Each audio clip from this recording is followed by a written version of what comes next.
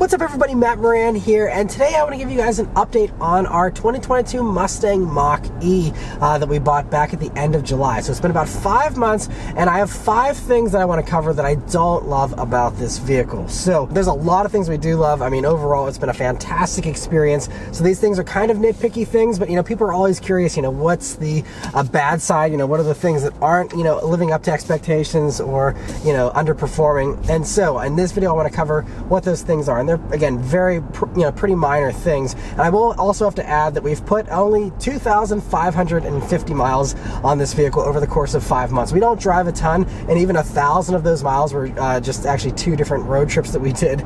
So only about 1,500 miles around town, and then, out on the highway there. And I did document what it was like to road trip here in this vehicle. This is the standard range Mach-E with all-wheel drive. So the lowest rated Mach-E as far as range goes, 224 miles. So definitely check out the video about the road trip if you're curious about all the details on how that goes and what our luck was like out there with the public chargers and whatnot. But as far as the things we don't love about this vehicle, the first thing is just getting into the vehicle, and locking and unlocking the vehicle is problematic at times. So there's little tiny capacitive touch lock buttons there on the doors, and then a little actual physical button to unlock it there with that circle.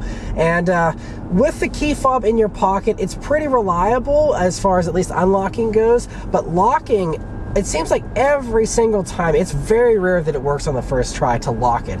Every single time I just automatically, instinctively now just like hit the lock button like 3 times, just hoping that one of those actually does it, because it just doesn't work every single time. And it's kind of annoying that, something as simple as a lock button they can't get right consistently. So that's not great. And also, whenever you're trying to get into the vehicle with the phone, using the phone as a key, we have that set up.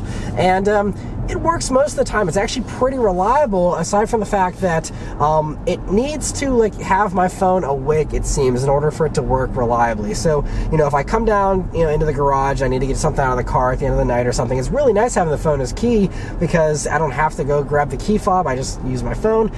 But it just usually doesn't recognize the phone, and so typically, I'll hit the unlock button a couple of times, and I'm like, oh, it's not working. So then I grab my phone out of my pocket, and then even just unlocking my phone so that my phone is awake, that then causes the car to either make that Bluetooth connection or whatever and recognize the phone as the key, and then it works immediately without fail. So it's reliable in the fact that when I do the right thing, it never doesn't work, but it's just unfortunate that you have to have that extra step, at least in my experience, for it to work. Now there are a couple of times where I don't have to do that. Maybe I just had my phone unlocked recently enough within range of the car, or whatever the case might be, but it's just a little iffy. So in and out of the car, not a perfect experience. Another thing that's not a perfect experience is the wireless Apple CarPlay. So that's the second big thing here. So it's pretty spotty, unfortunately. It does seem to work maybe more than 50% of the time, but there's a lot of times where I hop in the car and I'm like, okay, I just don't have wireless CarPlay today. And sometimes I can go into the phone list and manually try and connect wireless Apple CarPlay, and then sometimes it will connect whenever I do that, and there's other times where it just won't, and I'll be sitting there and I'll be hitting wireless CarPlay multiple times and it just doesn't work, and it just takes a key cycle and then it will work. But it's just not super reliable. And so if you are wanting to have the wireless CarPlay work consistently every time you hop in this vehicle, I would just carry a cable with you and plug it in. That's what I do on road trips. On road trips, the wireless charging mat doesn't work super great, so on a road trip I'm going to have it plugged in anyway, and it's going to be reliable, and obviously then you don't have to worry about the wireless component. And whenever it does connect wirelessly, I haven't had any glitches, thankfully. So once it's connected, it's issue free, which I know some people have had with other vehicles with wireless CarPlay. It isn't a great experience once it is connected, but this, when it's connected, it's flawless. It's just that connection sometimes doesn't happen, and it fails a good bit of the time there, unfortunately.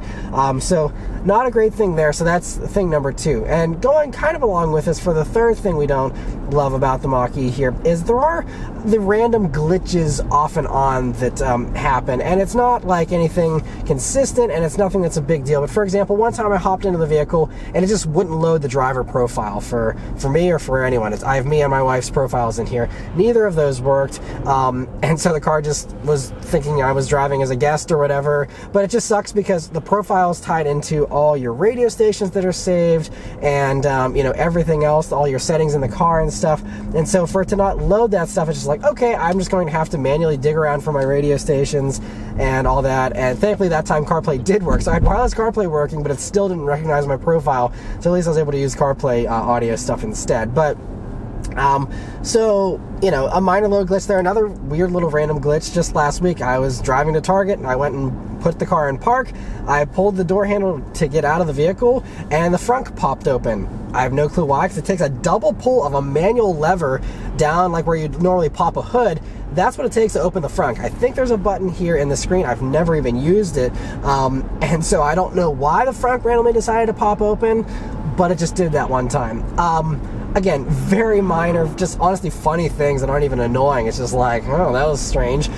So I guess you can even argue it gives the car personality in a way, having those little quirks. But honestly, the fact that these are the things that I'm talking about, I'm very grateful that these are my complaints and they're not bigger complaints. Because I know there's plenty of people on the forums that have had much larger issues with these, and I'm really thankful that my issues have been super minor, silly things like this. Moving on to the fourth thing here we don't like about the Mach-E is, actually my wife noticed this whenever we were on our longer highway road trip that we did back in September. So we drove about 400 miles each way to the beach, and sitting in that back seat for several hours at a time, my wife noticed there is like a bar that runs across your lower back in the back seat there, and she just said it wasn't very comfortable on long distances. Now, whenever she sits back there for 30 minutes, going back and forth from, you know, wherever, those times it's not apparent enough to bother her for a short period like that. But if you're back there for hours on end, it wasn't the most comfortable for her. Now, she wasn't really complaining about it that much. It's just something she noticed, and she was like, well, that's not ideal,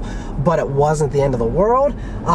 But just one other little thing there to mention, if you are planning on doing a lot of, you know, seat time in the back seat here in one of these things for many hours at a time, that little bar is a little strange inclusion. I'm not sure why that's there, because it's a really nice soft padded seat, and even Beth agrees it's a really comfortable back seat. All the seats in this vehicle are some of the most comfortable seats I've ever encountered in the automotive industry. Super awesome seats, but that little bar back there is just a minor thing. And I think Alex on Autos actually talked about that a little bit whenever he had one of these for about a year. And so definitely something that's not just this vehicle, it's a thing across the Mach-E's here, but it's just, you know, not a big deal unless you're back there for a long time.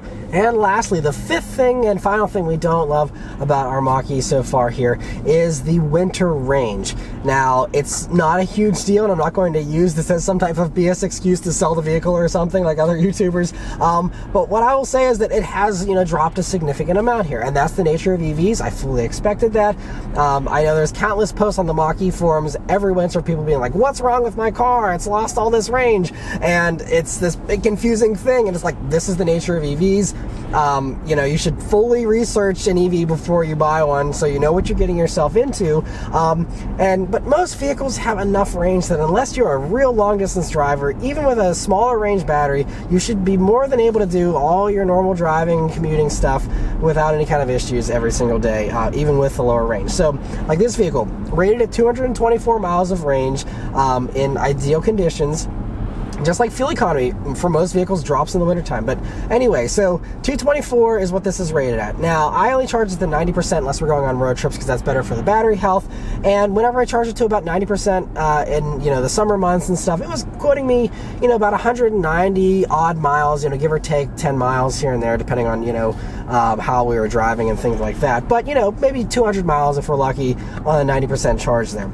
And it's showing me 147 for the range here in the wintertime. And that's also varied. Sometimes it's been in the low 140s, you know, but basically that's, you know, somewhere in the 140s is where it's telling me, you know, as far as the range here in the wintertime. Now, yes, if I'm planning on doing a winter road trip, that might mean that I'm doing an extra stop or two, depending on how far I'm driving. But, you know, again, for our normal driving around here, we're driving 10 or 20 miles a day. And so I don't care, you know, if it dropped even 50% of the range, it would be fine, you know, and I think that would be the case for most people if they're honest with themselves. It's just that so many people are obsessed with having this like capability that they're never going to use, but they just want to have the capability anyway, and it freaks them out to see a lower range. But you plug these things in every night, you leave every day with a full charge or however long, you know, much you want to charge it up to. But I mean, you know, it's not an issue. It's not a big deal. I mean, I'm still blasting the heat, which kills the range. I'm doing all these things. I don't care because I'm not going to drive 140 miles today, so it doesn't matter.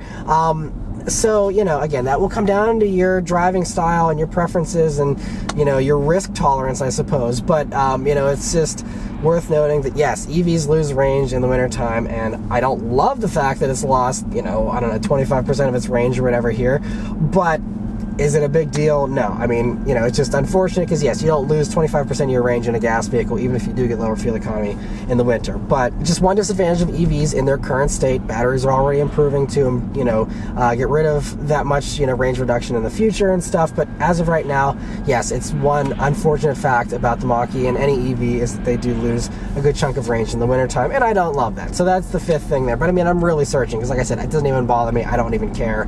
But it is, you know, a downside nonetheless that I wanted to, you know, be open and honest about. So anyway, but that's all the things we don't like about this vehicle, and so I mean that's really it. Otherwise, it's been, you know, performing flawlessly. It's really an enjoyable vehicle to drive. So I love the immediate power delivery and the smoothness of the power.